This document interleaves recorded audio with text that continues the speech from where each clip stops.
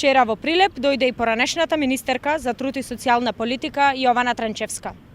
Незината посета имаше за цел да ги пофали проектите на владата на СДС во сферата на политиката на креирање на работни места, како и социјалната политика и политиката на заштита на деца, но и да вети дека животот што го овозможија за сите, дополнително ќе го подобрат во наредните години. Каков пораз и признание дека СДС во минатиот мандат ништо не сработиле во оваа област. На владата предводена од СДС и ДУИ треба да и се признае дека создадоа безперспективност, невработено и сиромашни граѓани, нестрекни и револтирани пензионери со пензии на ниво на социјална помош. Наместо заштита на социјално ранливите граѓани, тие дополнително го урнисаа и онака нискиот животен стандард на граѓаните. И наместо вработување и перспективност во Македонија, ги принудија граѓаните својата среќа да ја бараат во странство.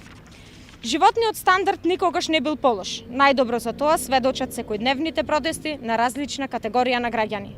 Масовното исселување е како никогаш претходно.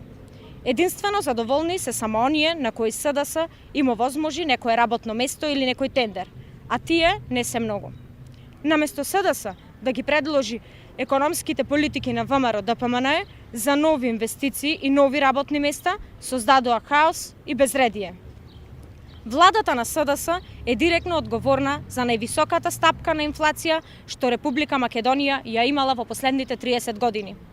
Граѓаните со превисоки цени на основните продукти и сите зголемени давачки кои поради погрешните политики неконтролирано растат, едва врзуваат крај со крај.